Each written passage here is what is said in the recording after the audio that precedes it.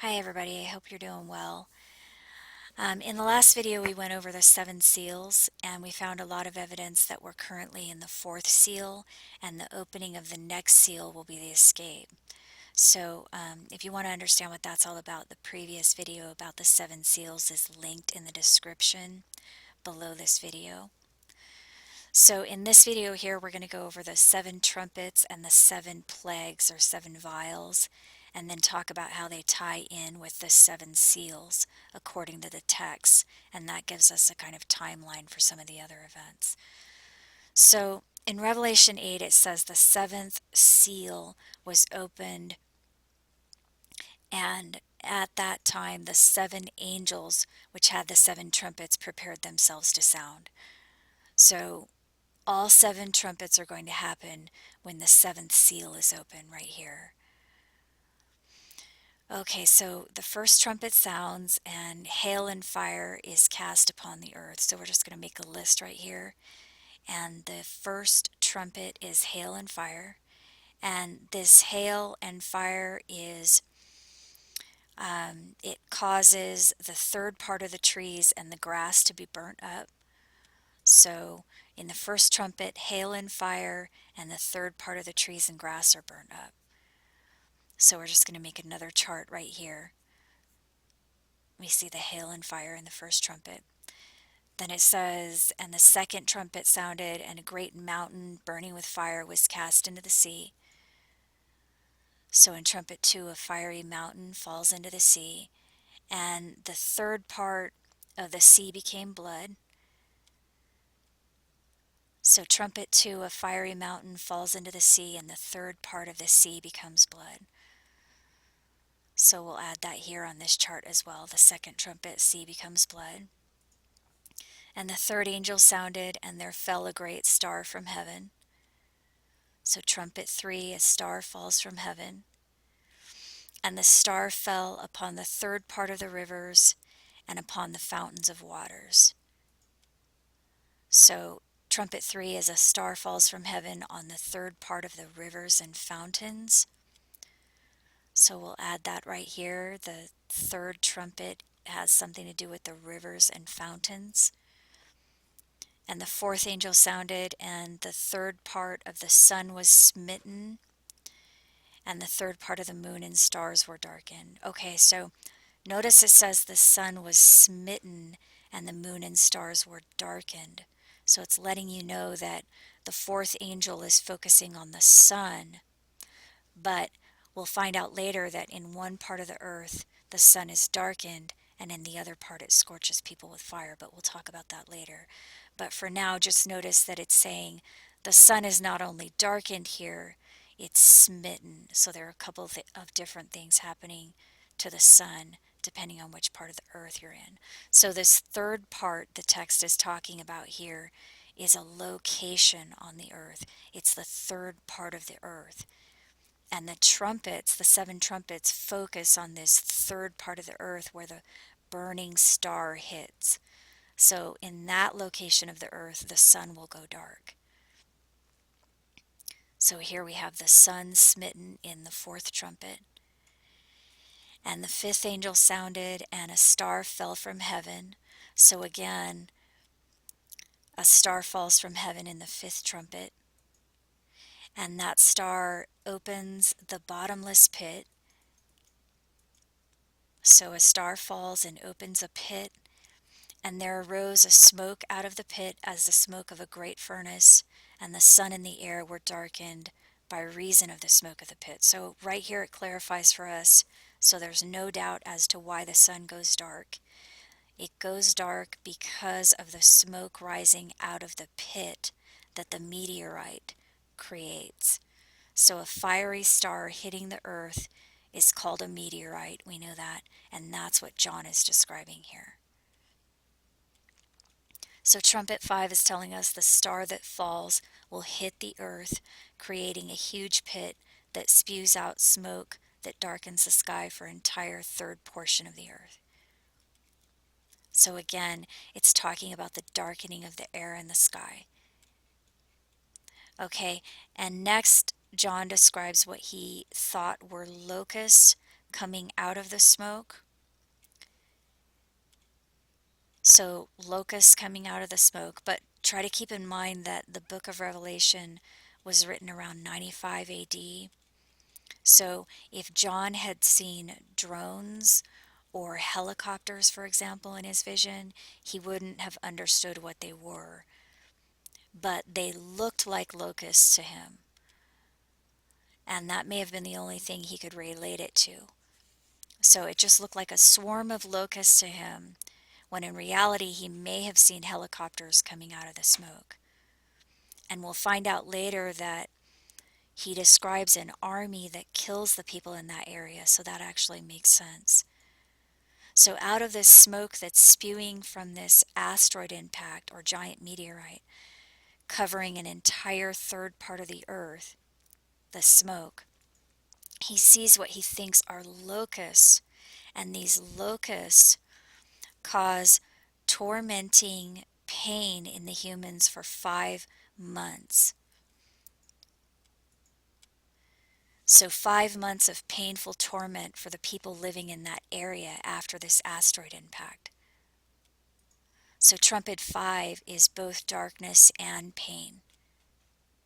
And this torment, he says, is caused by something that comes from the tails of the locust. So their stings in their tails, there were stings in their tails, and their power was to hurt men 5 months. So it's something that's coming from their tails that's tormenting the people. So what that is, we can't be sure, but it appears he's describing something coming out of the tails that will cause the people in that region to suffer in torment for 5 months after this meteorite hits. And in verse 12, it tells us this is the first woe. So one woe is past, and two more are coming afterward. So the fifth trumpet is the first woe. And it says there will be 2 more after that. So trumpet 5 is the first woe, and trumpet 6 and 7 are the second and third woe. And next it says the sixth angel sounded, and the 4 angels which are bound in the great river Euphrates are loosened. So the sixth trumpet is describing something that will occur where the river Euphrates is located. So for those of you that don't know, the Euphrates River runs through Iraq, Syria, and Turkey, with the majority of it in Iraq. So in the sixth trumpet, an event is occurring that is stemming from either Iraq, Syria, or Turkey. So the 4 angels basically loosened something that was bound there, which was preparing to slay the third part of the men right here. So those living in the third part of the earth. So after this star falls and creates this pit, and smoke darkens the sky and air for the third part of the earth, then this army that was prepared in Iraq or Syria or Turkey comes out and kills the people in that same area, that third part of the earth. So we're talking about an army here in the sixth trumpet. And then also notice the description of this army is similar to what was written earlier about the locusts. So it says here the locusts were like horses, and the army down here were, the army had the heads of horses, it says, were like the heads of lions. That's with the army. And with the locusts, they were like horses, and they had the teeth of lions.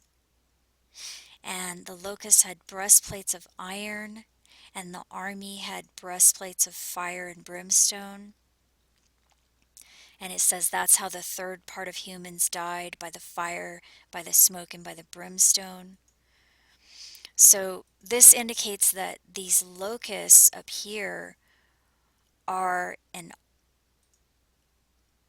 army that is very similar to, and maybe even the same army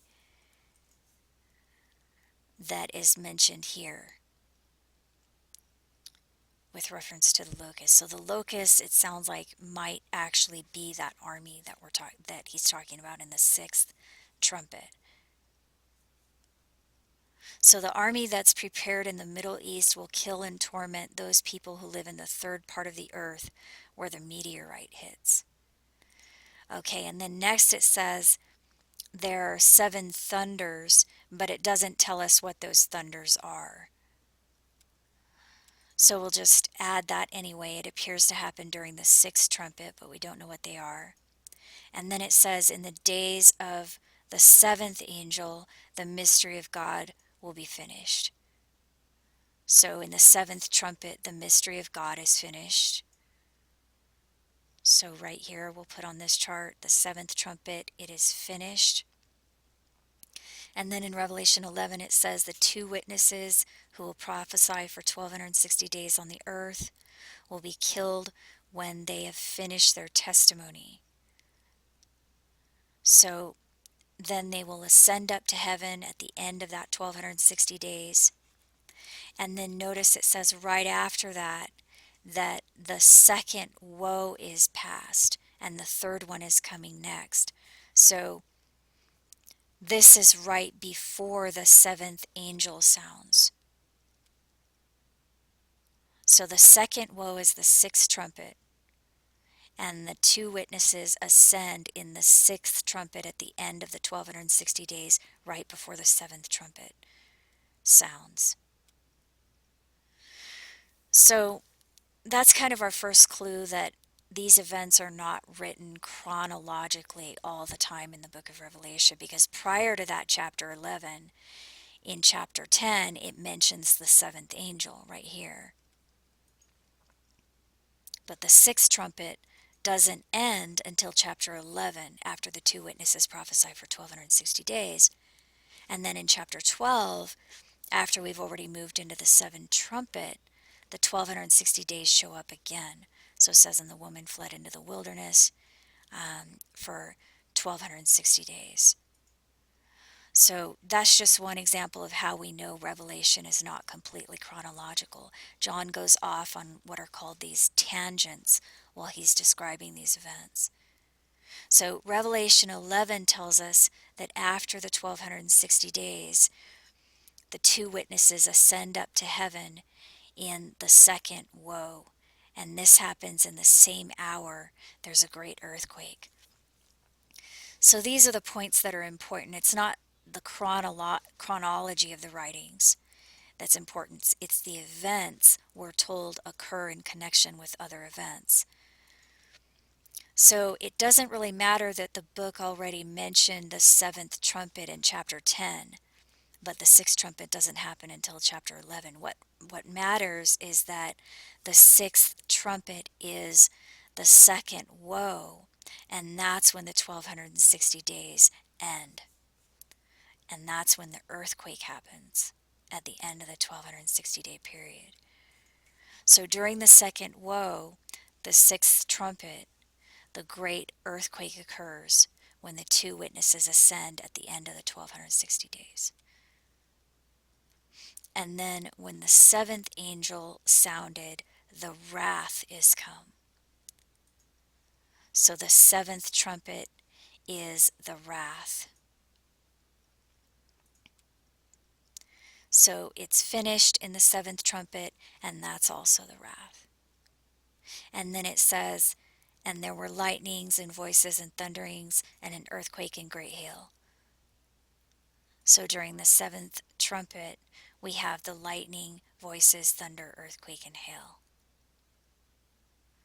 So we're just going to shorten that on this chart because we're not going to have room later. But that's what's occurring here in the seventh trumpet. The lightning, voices, thunderings, earthquake, and great hail. And that's going to come up later. So, okay, but notice this earthquake right here in the seventh trumpet happened up here with the second woe, which is the sixth trumpet. So that's our next clue that these trumpets are happening simultaneously. And we'll see more proof of that when we look at the 7 vials, which occur in Revelation 16. But before we look at chapter 16, let's just follow the text in chronological order so we can understand that John is not saying that these events necessarily happened in the order they were written. So in chapter 11, the 2 witnesses ascend up to heaven after 1260 days. Then the 7th angel sounds and the wrath starts. Then in chapter 12, we're told the woman flees into the wilderness for 1260 days, and it gives us all the circumstances surrounding that event, both before and after this 1260 days. And then in chapter 13, it mentions the same time period, but it refers to it as the 42 months, which we know is also 1260 days. And this chapter is focusing on the beast. But because this 1260-day time period, which is 3.5 years or 42 months approximately, because that's described in chapters 11, 12, and 13, we know it's not describing a linear succession of events. It's going into detail about each subject. So it goes into detail about the 2 witnesses, then the woman, and then the beast. And each subject includes the years preceding and the years after that 1260-day period. So it's not saying, for example, like right here it says, and they worshiped the beast.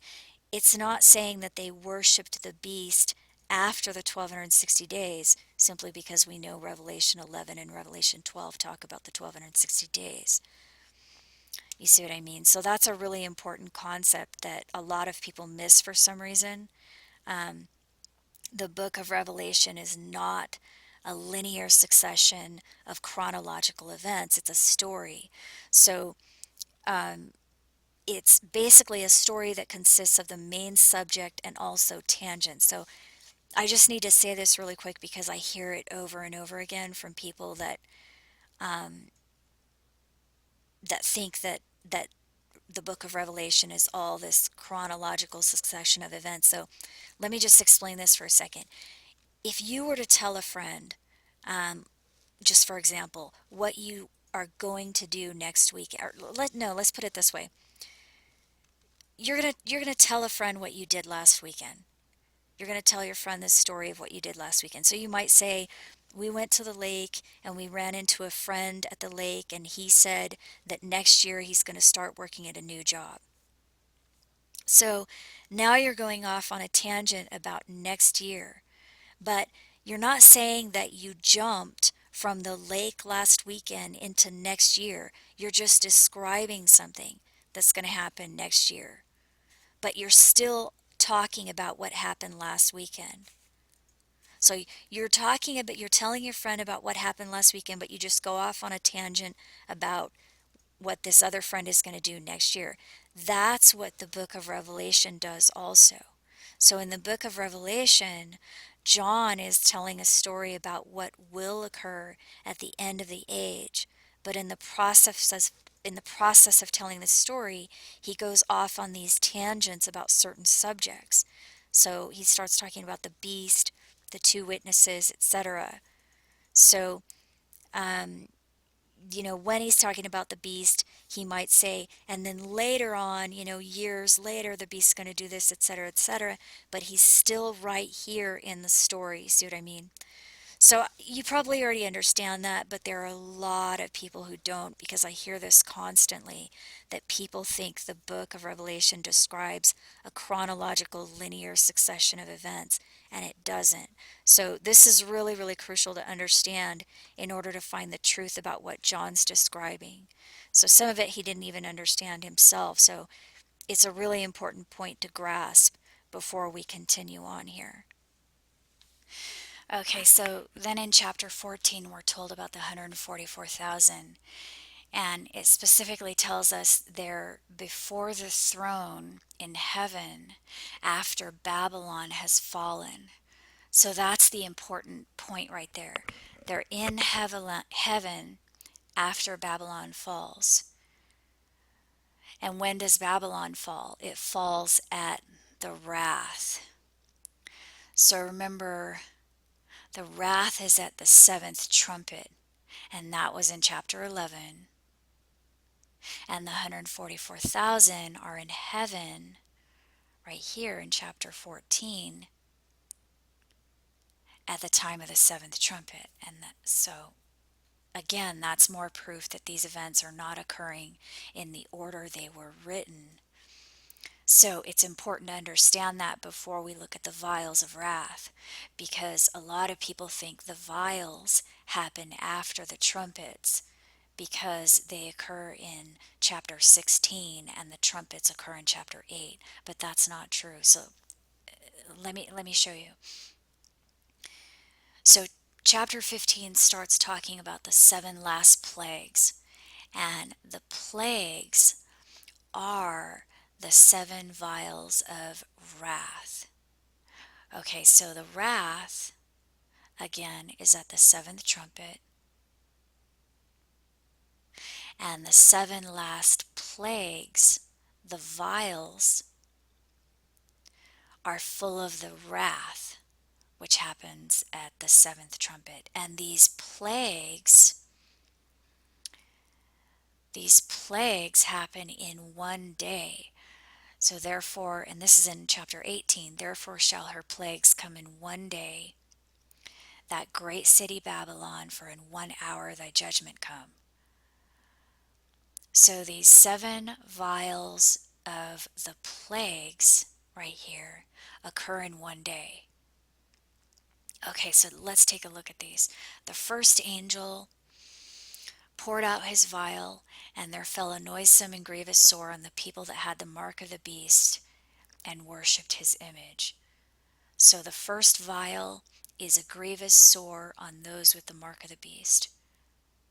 So we're just going to add these seven vials under the seven trumpets so we can see how they compare. So the first vial is the sore on those who have the mark. And the second angel poured out his vial upon the sea, and it became as the blood of a dead man. So vial 2, the sea becomes blood. So right here, vial 2, the sea becomes blood, and we can see how that matches trumpet 2.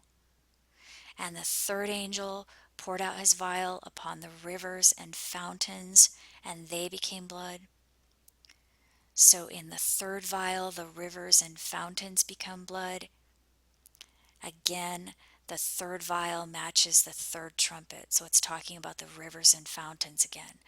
And remember, the trumpets tell us why the rivers and fountains turn to blood. It's caused by the meteorite. And then it says, and the fourth angel poured out his vial upon the sun, and power was given unto him to scorch men with fire. So vial 4, the sun scorches humans with fire. Again, another match with the fourth trumpet. So remember, in the trumpets it said the sun was smitten. And why did it say smitten? Because we know it was talking about darkness. So we know it goes dark for those in the third part of the earth.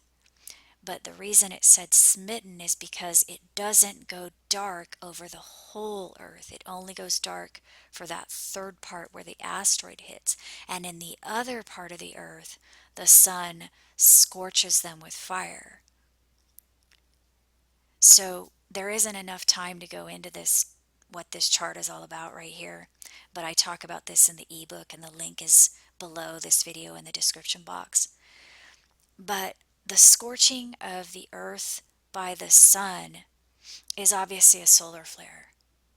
And we know that solar flares can be caused by comets hitting the sun. And the texts tell us that this solar flare occurs at the same time that a massive meteorite hits. So it's possible, and I mean, this is just a hypothetical chart here. It is possible that's what Revelation is describing, a cluster of meteors. So,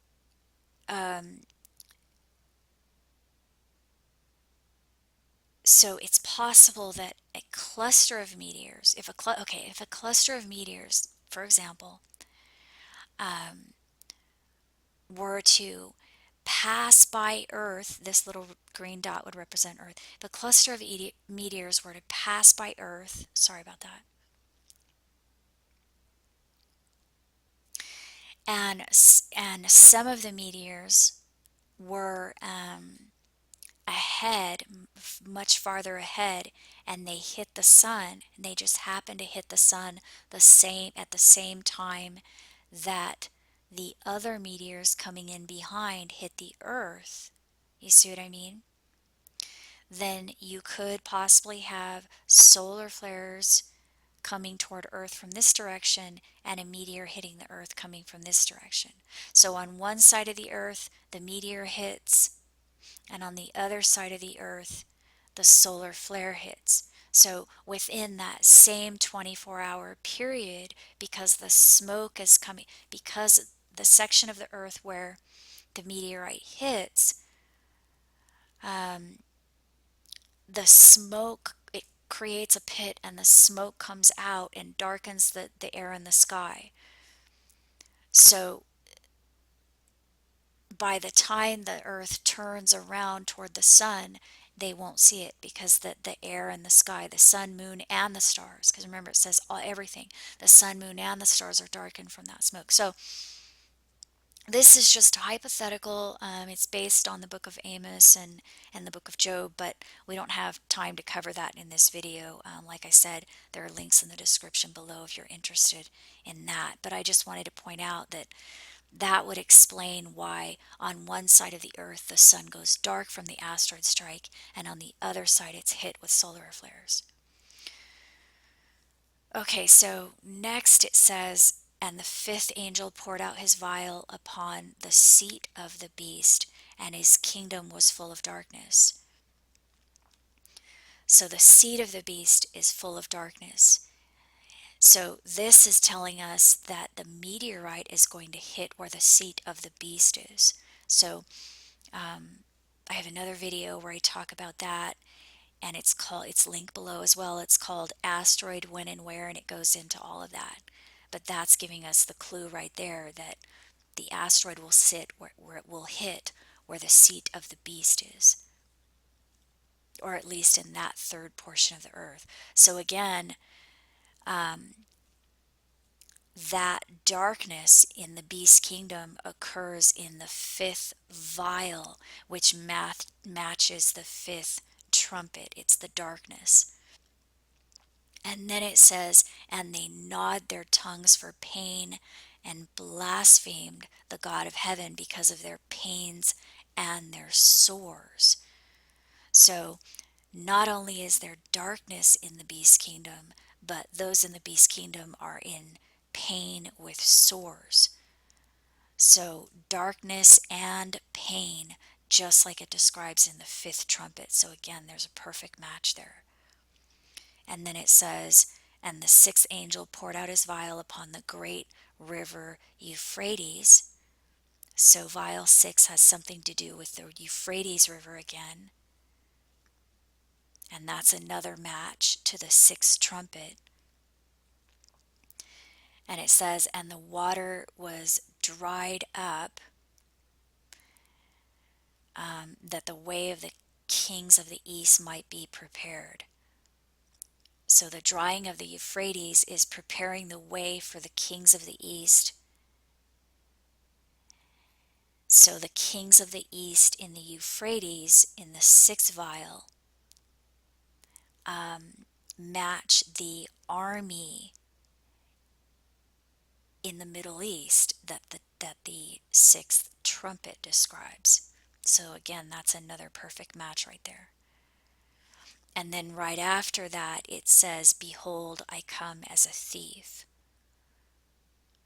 So during the sixth vial, we see the return of Christ occurs right there.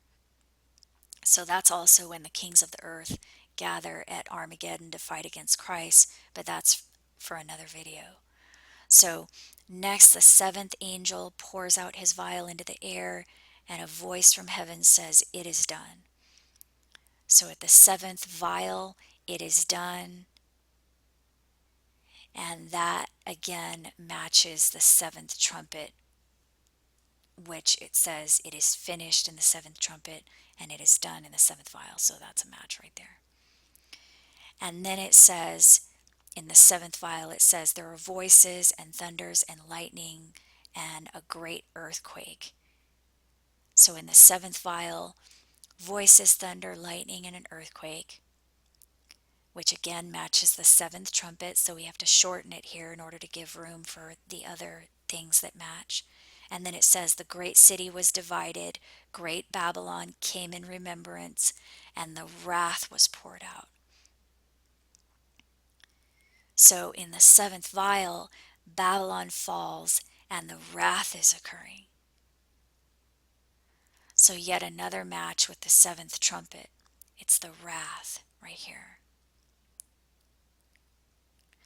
And then it says, and every island fled away and the mountains were not found.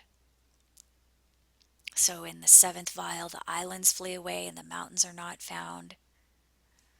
So we'll put that right here. The mountains and islands are changed, so it looks like massive tectonic plate movement there. And that's in the seventh vial.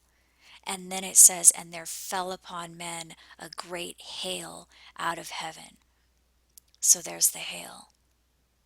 So we'll add that right here. In the seventh vial, we have voices, thunder, lightning, earthquake, and hail, just like we had in the seventh trumpet. But you'll also notice that the hail is not only in the seventh trumpet and vial, it's also in the first trumpet right here. So there's another clue that these trumpets and vials occur simultaneously. So you can see here that the vials match the trumpets 6 out of 7 times.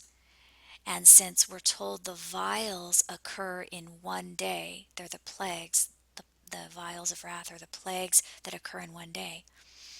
And since they match the trumpets, that means the trumpets also happen in one day. So the text is telling us that the trumpets and vials occur simultaneously and in one day. And it's a massive meteorite strike that hits in one day, starting a war that lasts at least 5 months right here. Okay, so let's link the trumpets and the vials to the seals. So here we have the 7 seals, and we're told the 7 trumpets occur in the 7th seal. So for more information on the 7 seals, you can check out the link that I have below in the description. But right here in Revelation 8, it says, in the 7th seal, the 7 angels prepared to sound the 7 trumpets. So we can use this to visualize the 7 seals right here and the 7 trumpets that we're told start in this 7th seal. And then the 7th vials match the 7th trumpets, so they also start at that point as well. But the text tells us that the day of wrath occurs in the 6th seal. And the text also tells us that the wrath occurs in the 7th trumpet and the 7th vial. And also notice that in the 6th seal right here, every mountain and island were moved out of their places, and that also occurs in the 7th vial. So the 6th seal also matches the 7th trumpet and the 7th vial. And then we're also told that the sun goes dark and the stars fall to earth in the 6th seal right here. So again, we talk about that in the other video. Right here, the 6th seal, the sun became black and the moon became as blood and the stars fell to the earth.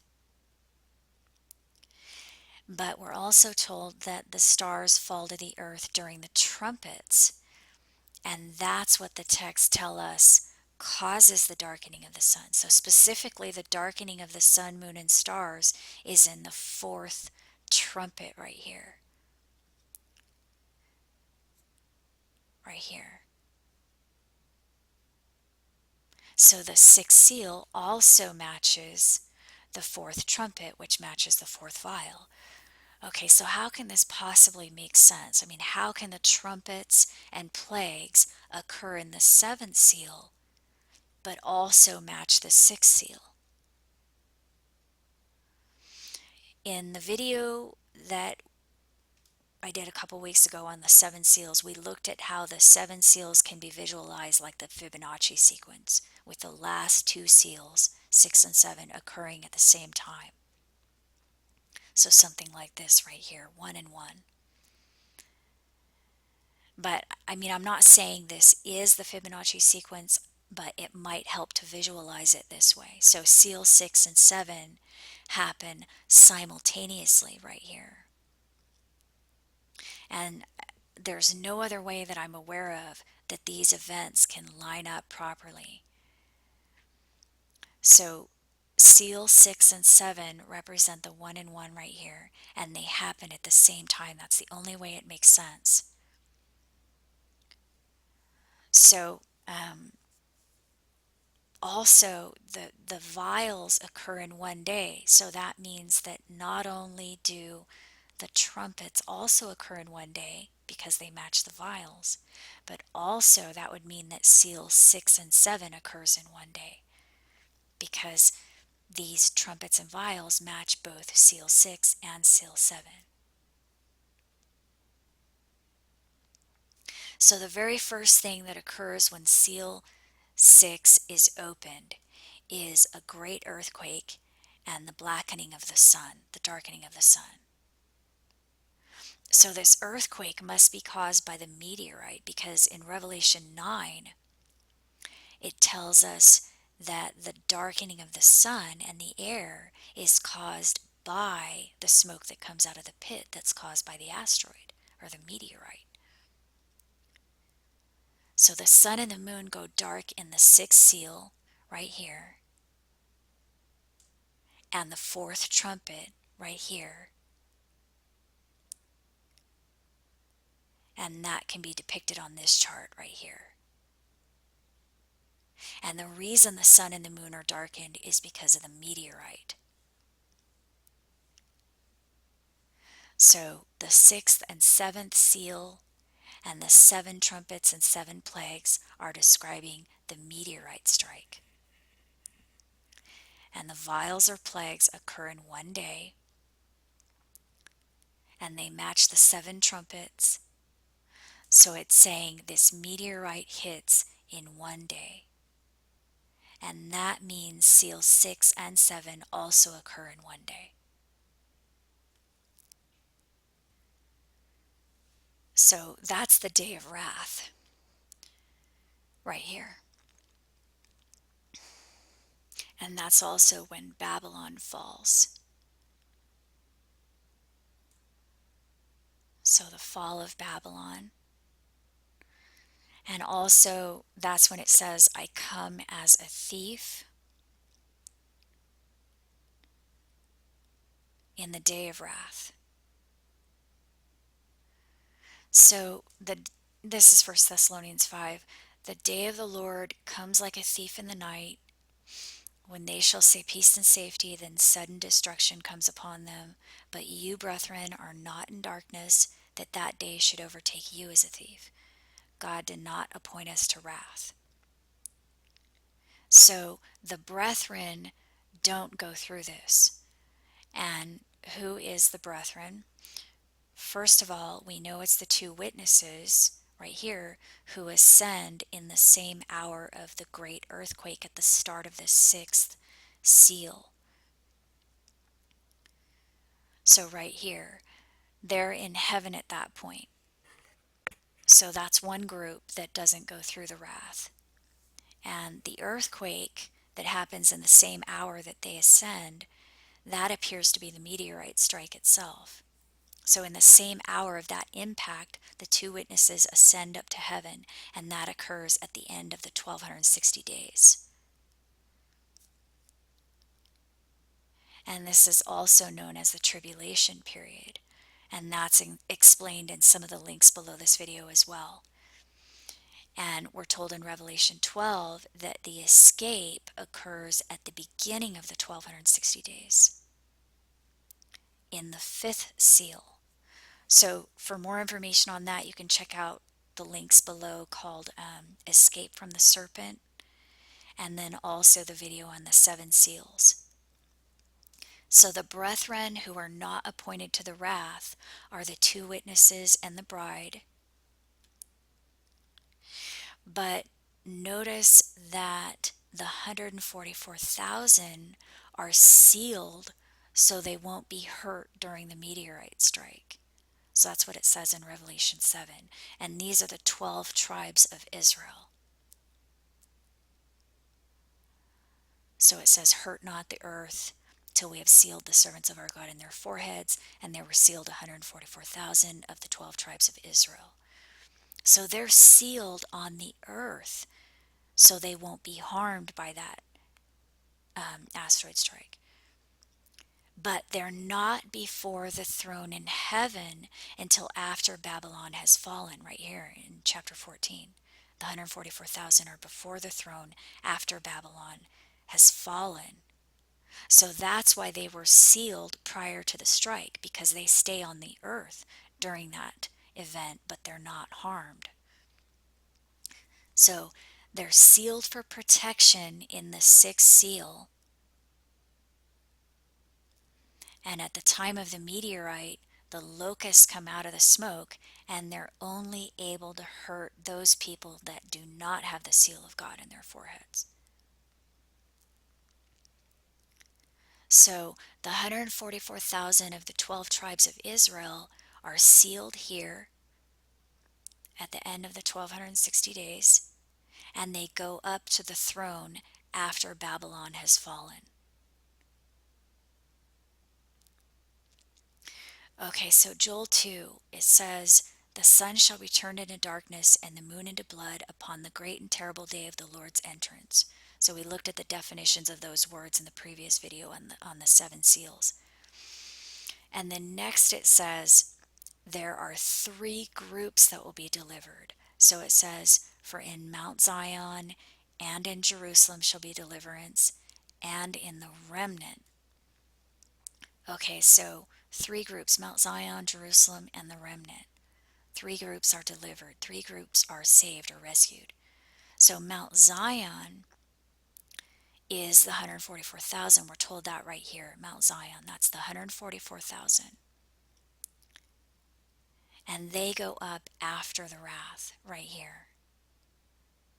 So that's the first group that Joel 2 is talking about. And then we have Jerusalem. That's the next group Joel 2 is talking about. And we're told Jerusalem is the bride in Revelation 21. It says the holy city, New Jerusalem, coming down out of heaven, prepared as a bride. So the bride is Jerusalem, and the bride escapes at the start of the 1260 days in Revelation 12. So again, this is explained in the video linked below called Escape from the Serpent, if you want to check that out.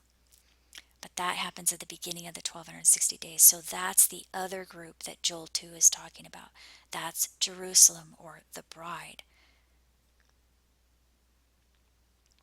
And the third group here in Joel 2 is the remnant.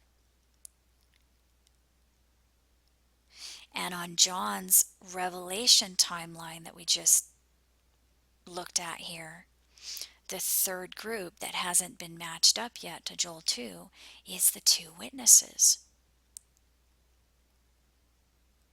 But in Revelation 11, we're told the two witnesses ascend at the end of the 1260 days, and the remnant were affrighted. So the first thought I had here is, wait a minute, the two witnesses, they can't be the remnant because the remnant were affrighted after they ascended. So that was my first thought, but then I looked at it a little closer and I found out something different. So Joel is telling us there are three groups that will be saved or delivered. And the Revelation timeline is showing that there are three groups as well. So right here, the bride, the two witnesses, and the 144,000. But Joel says it's the remnant right here that is remaining. And the Revelation timeline tells us it's the two witnesses that haven't been matched up yet to Joel 2. Okay, so we need to take a closer look at this. So it tells us here in verse 7 of Revelation 11 that the beast will make war against the two witnesses and kill them. So the beast is making war against the two witnesses. And then in Revelation 12, it says the dragon went to make war with the remnant after the woman escaped at the start of the 1260 days. So we know the dragon gives power to the beast. They're basically one and the same. They work together, at least. And the texts tell us that. So for more information on what the texts say about that, you can check out the link below. It's called The Dragon, the Beast, and the Harem. But we know the dragon is working with the beast. So if the dragon is making war with the remnant, that means the beast is also making war with the remnant. And in chapter 11, it tells us the beast makes war with the two witnesses.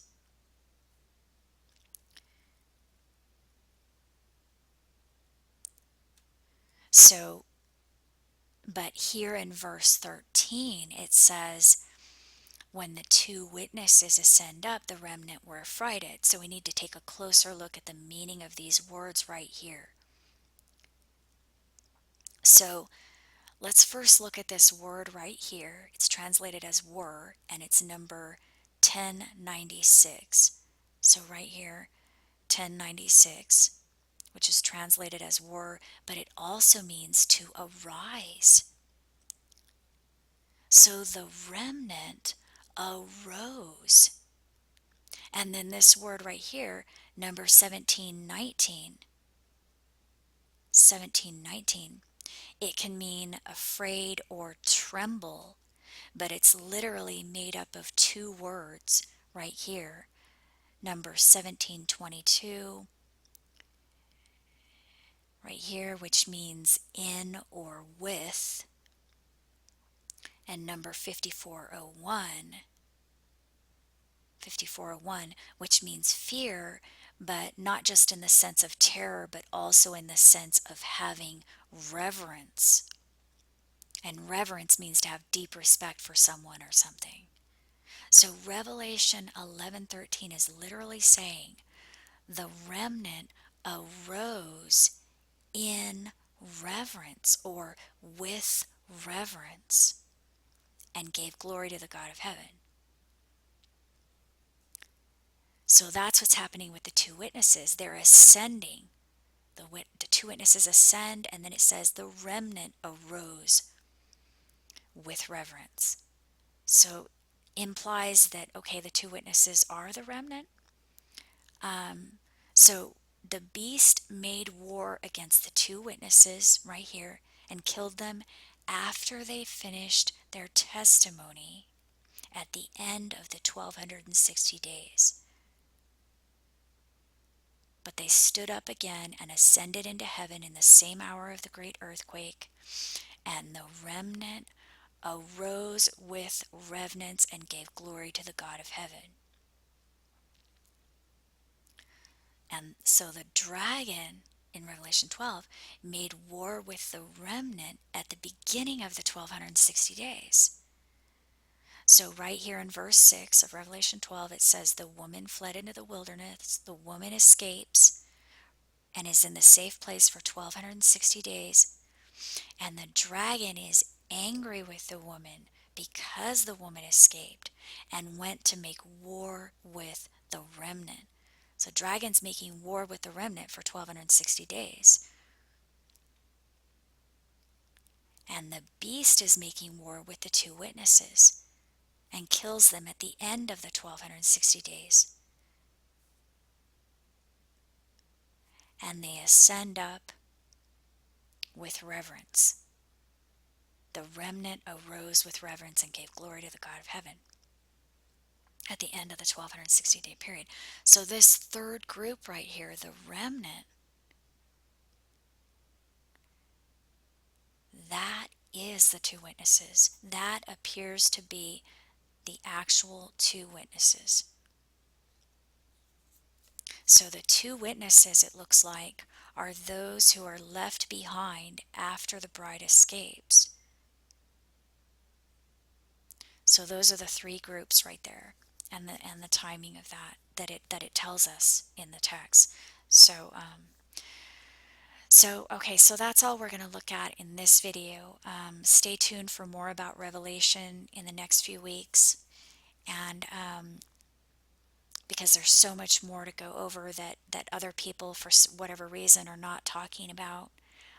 Again, this is not your standard doctrine. This is as far as I know, I don't know of anybody else that is talking about this in this way. It's something that I've been doing, that I've been researching for years. So I hope you're doing well, and if you appreciate this information, please consider supporting the work. I do this on my own. I'm a single mom, and I truly, truly cannot do this without your help. So I just want to say thank you again. Thank you so, so much to everyone who is supporting this work, because you're getting this out to everybody else. So if you want more information on this subject, you can check out my ebook that's linked below. It's called 2013 in the Bible and Other Ancient Texts. It's also on Amazon. And I also have a bunch of other videos linked below in the description box. So I hope you all are doing well, and I'll talk to you soon. Okay, bye-bye.